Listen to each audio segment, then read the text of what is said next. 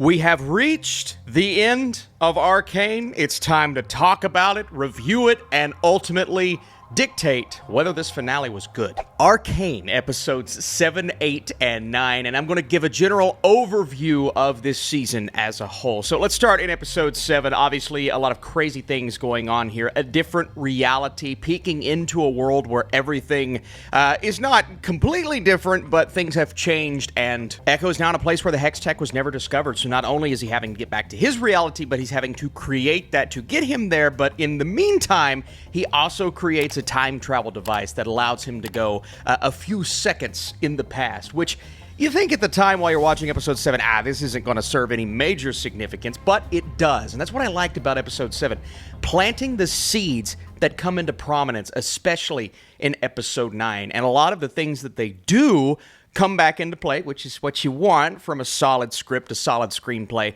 but it really feels like every integral moment, every integral character moment, how things are different in this reality compared to our reality, and how the deaths are different, the people who survived, obviously, and you really see Ekko's love and admiration for Jinx on display, which we come back to in episode 9 when we get that shot of him mourning, but we'll get there when we get there. Episode 8, I thought, wasn't as impactful. I still think a lot goes down of significance, but I feel as if there are a few moments in the season as a whole, but episode 8 specifically, where the focus is kind of all over the place, and we're going through a lot in very little time. And not that I needed 24 episodes in season 2 of Arcane, but I feel as if we kind of rushed through some really important moments with our characters that we could have just laid out a bit better and allowed us to soak in the emotions better. If I have one complaint about this final batch of episodes, is that while it was emotional, and I think they do a great job with the finale, I could have used even more. I could have sat and felt it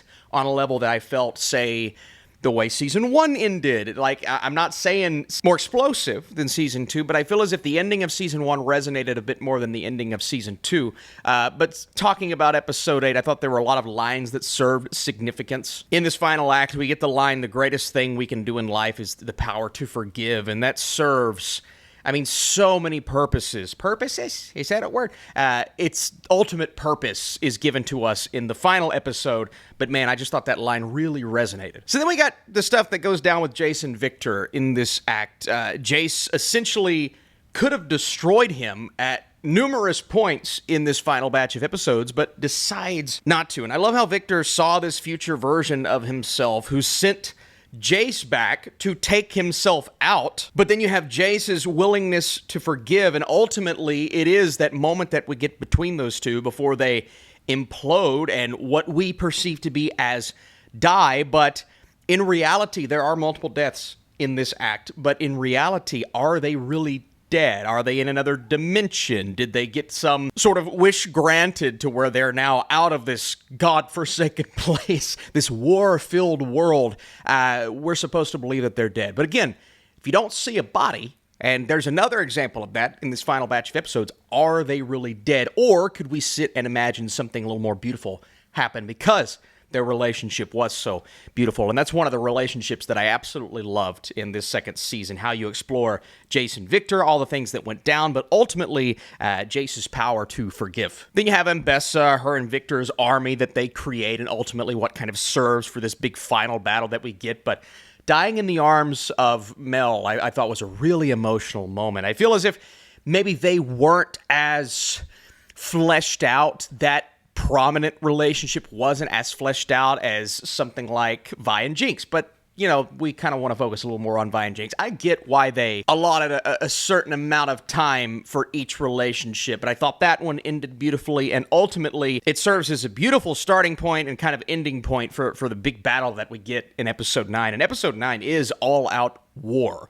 We start with that shot of Vi just kind of running through the chaos and the madness, and from there on, man, we get all of these weapons on display. We get some incredible moments. I mean, the artwork, the animation style, everything about this episode is on display. Like, they are just giving us a beautiful color palette, some awesome songs included. I think the way they utilized the music in this final episode was fantastic. Can't say that about the entirety of this season. In a way, it is kind of rushed talking about episode 9 because, again, you've set a lot of things up. in these first 8 episodes, or really in these first 2 seasons, that you've got to pay off. And while they give us payoff for each plot point, while I wasn't sitting and questioning what this meant for certain characters, the only things I really questioned was whether certain characters were dead, because again, in a show like this or a movie like this, you don't show me a body, you can't tell me they're dead. You could imagine that they're dead, and you may be right. You could tell me that they're dead,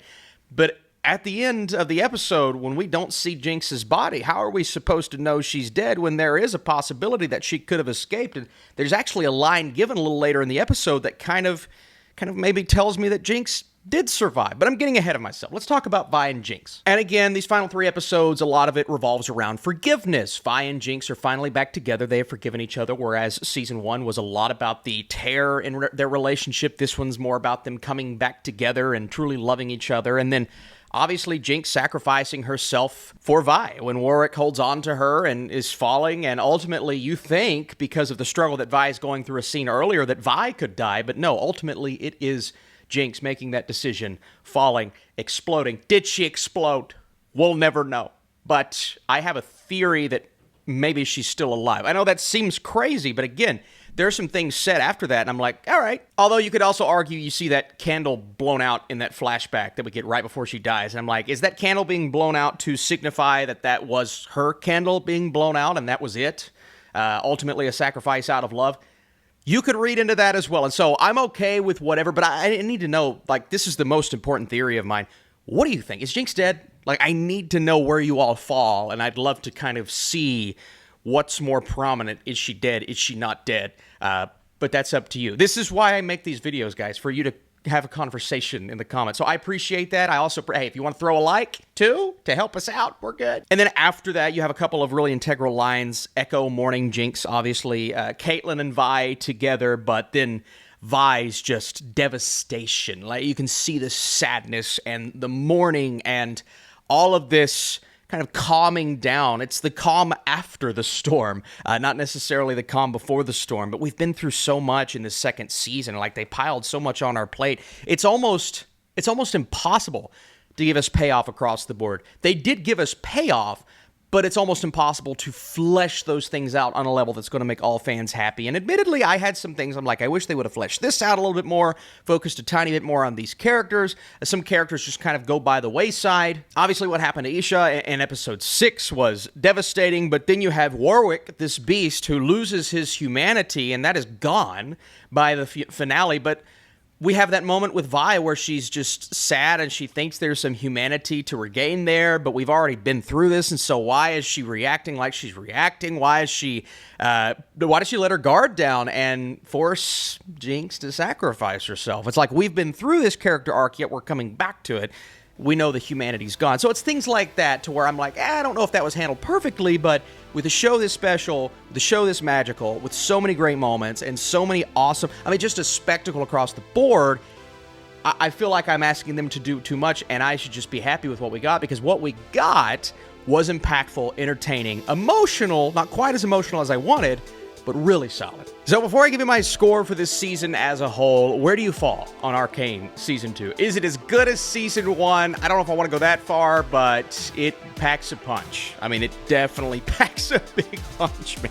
And once again, if you enjoyed this review, you want more Netflix reviews, I have another one coming later today. If you want to drop that like, that would be awesome. Once again, Arcane proves its worth as a spectacle and one of the more impactful animated shows of our time. There's a lot to cover in Season 2, and not every piece lands, but most of it delivers in a special way. The relationships are beautifully written, and the art style is magnificent. Fans will be happy, but my question is, will they be fully satisfied? That is for you all to let me know down below. Thank you so much for watching these Arcane videos, and I can't wait till the spin-offs and the next big Netflix animated show that we'll cover on this channel. All right, bye-bye.